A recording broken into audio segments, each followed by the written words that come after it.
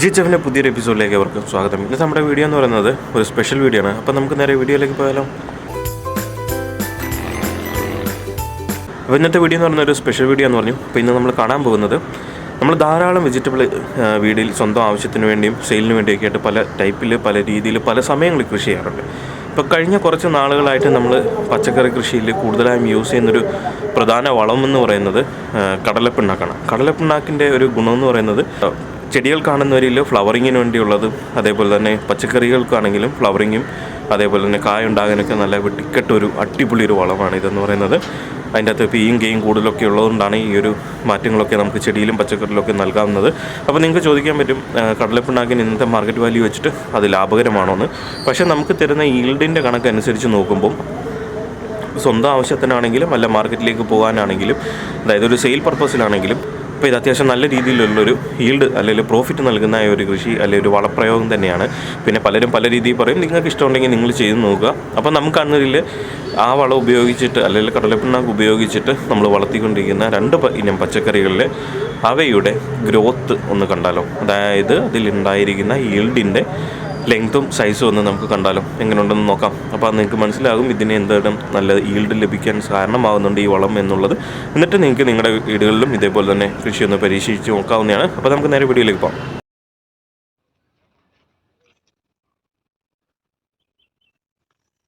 തുടക്കം മുതൽ കാണിക്കണേ.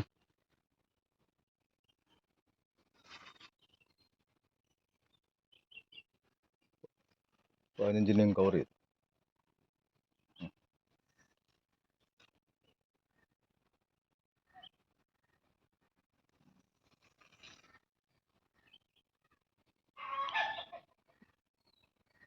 പറഞ്ഞേ കേൾക്കാം. നമ്മുടെ വെണ്ട കൃഷിയാണിത്. നിങ്ങളെ ഞാൻ എൻ്റെ കൃഷിയൊന്ന് കാണിക്കാൻ വേണ്ടി രാവിലെ ഒരു വീഡിയോ ഫോട്ടോ എടുത്തതാണ്, അല്ലെങ്കിൽ ഒരു വീഡിയോ എടുത്തതാണ്. അതായത് ഇത് ഈ വെണ്ടയ്ക്ക എന്ന് പറയുന്നത് 15 ഇഞ്ച് നീളമുണ്ട്. 15 ഇഞ്ച് നീളം. ഈ അളവ് കാണിച്ചോ, ഇത് കാണില്ലേ ഒന്നുകൂടെ. ഇത് 15 ഇഞ്ച് നീളമുണ്ട്. നിങ്ങൾ തുടക്കം മുതൽ നോക്കിയാൽ ഇവിടെ സ്റ്റാർട്ടിങ് മുതൽ കാണില്ല, ഞെടുപ്പ് മുതൽ ഉണ്ടോ. ഞാൻ ഒട്ടും കൂട്ടി പിടിച്ചിട്ടില്ല, ഒരു ശകലം ഒരു ഇഞ്ച് പോലും ഒരു പൊടി പോലും നീട്ടി പിടിച്ചിട്ടില്ല. 15 ഇഞ്ച് നീളത്തിൽ അല്പം കൂടെ കൂടുതലുണ്ട്. അതുകൊണ്ട് തന്നെ അടുത്തത്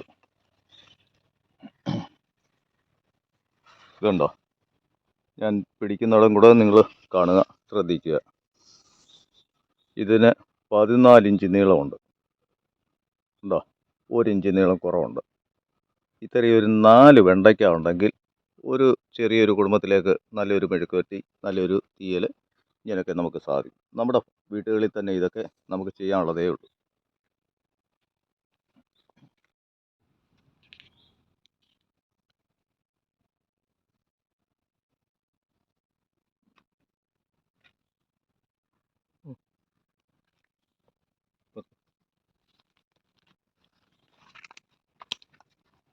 അതുപോലെ തന്നെ പയറിൻ്റെ നീളം തെടുത്ത് കാണുന്നു. സ്റ്റാർട്ടിങ് മുതൽ പിടിച്ചിട്ടുണ്ട്. 28 ഇഞ്ച് നീളമുണ്ട്. എന്താ 28 ഇഞ്ച് നീളം ഈ പയറിനുണ്ട്. നമ്മുടെ വീട്ടിലൊരു 4 തടം പയറിട്ടാൽ നമ്മുടെ ആവശ്യത്തിന് 45 ദിവസം 50 ദിവസത്തേക്കുള്ള പയർ കിട്ടും. ഒന്നടയിട്ടുള്ള ദിവസങ്ങളിൽ. അടുത്ത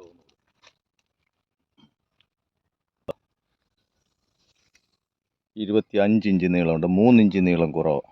ഇത് എല്ലാം ഒരുപോലെ വരണമെന്നില്ല നമുക്ക്. ഇത് 28 ഇഞ്ച് നീളമുള്ളത് വിത്തിന് വേണ്ടി ഇട്ടിരിക്കുകയാണ്. നല്ല അതുപോലെ നീളമുള്ളതിൻ്റെ വിത്ത് എടുത്ത് കഴിയുമ്പോൾ നമുക്ക് അടുത്തതിന് ഇതിനേക്കാൾ നല്ല നീളമുള്ള പയർ കിട്ടുന്നതാണ്. ഇതിപ്പം ബാക്കി കുക്കുംബർ ഇട്ടിരിക്കുകയാണ്. കുക്കുംബറൊക്കെ പൂത്ത് തുടങ്ങി, അത് കായായില്ല.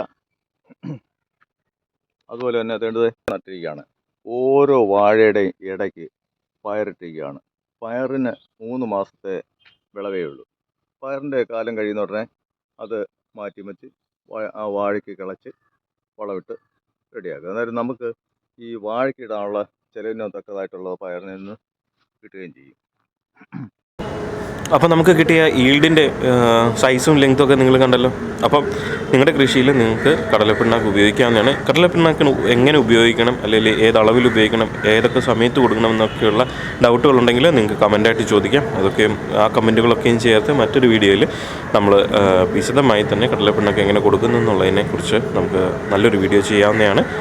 അപ്പോൾ നിങ്ങൾക്ക് ഈ ഒരു വീഡിയോ ഇഷ്ടപ്പെട്ടു എന്ന് കരുതുന്നു. ഇത്തരം കാർഷിക സ്വന്തമായ ഗാർഡൻ സ്വന്തമായ വീഡിയോകൾ മലയാളത്തിൽ ലഭിക്കുന്നതിന് ഗ്ലോറി ഫാമേഴ്സ് എന്ന് പറഞ്ഞ ഞങ്ങളുടെ യൂട്യൂബ് ചാനൽ സബ്സ്ക്രൈബ് ചെയ്യുക, തൊട്ടടുത്തുള്ള ബെൽ ഐക്കൺ പ്രസ് ചെയ്യുക. അപ്പോൾ മറ്റൊരു വീഡിയോ വീണ്ടും കാണാം. അതുവരേക്കും ബൈ ബൈ.